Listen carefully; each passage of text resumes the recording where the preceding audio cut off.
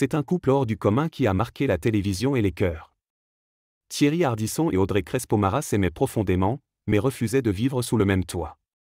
Une décision étonnante, presque incompréhensible pour certains. Mais pour eux, c'était une évidence. Un pacte d'amour libre, conscient, respectueux, jusqu'au bout. Le 14 juillet 2025, la France apprenait avec stupeur la disparition de Thierry Ardisson. L'homme en noir, l'animateur visionnaire, le provocateur élégant, s'est éteint à Paris des suites d'un cancer du foie, à l'âge de 76 ans.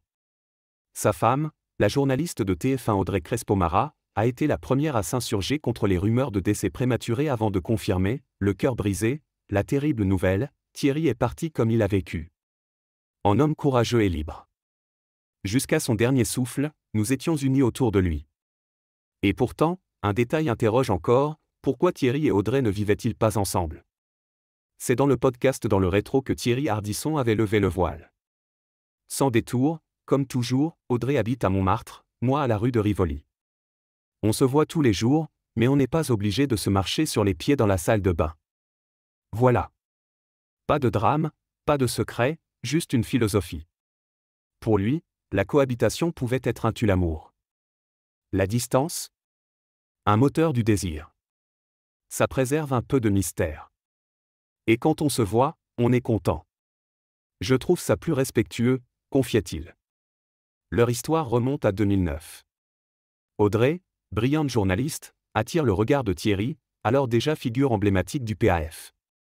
Il la décrit comme une peinture de Jean-Gabriel Domergue, élégante, mystérieuse, captivante. Ils se marient en 2014. À la mairie de Paris, Anne Hidalgo en témoin. Une union atypique, mais forte. Chacun gardait son espace. Thierry, dans son somptueux appartement rue de Rivoli, face aux Tuileries. Audrey, dans un appartement bohème à Montmartre. J'ai même une garçonnière au premier étage de l'immeuble où vit ma femme, plaisantait Ardisson. Un pied-à-terre, juste au cas où. Comme pour dire, je suis proche, mais libre. Cette liberté, Ardisson l'a défendue toute sa vie. Dans ses émissions, ses interviews, ses provocations, et dans son couple. Son mode de vie, incompris pour certains, était un choix assumé, réfléchi. Quand tu vis en permanence avec quelqu'un, tu risques de perdre l'envie de le retrouver, disait-il. Et Audrey, dans tout cela? Elle ne s'en est jamais plainte. Au contraire. Elle semblait partager cette vision de l'amour moderne, sans contraintes inutiles. Ils n'avaient rien à prouver, ni aux autres, ni à eux-mêmes. Leur complicité éclatait à chaque apparition publique, chaque regard échangé. Ils étaient un couple, mais à leur manière.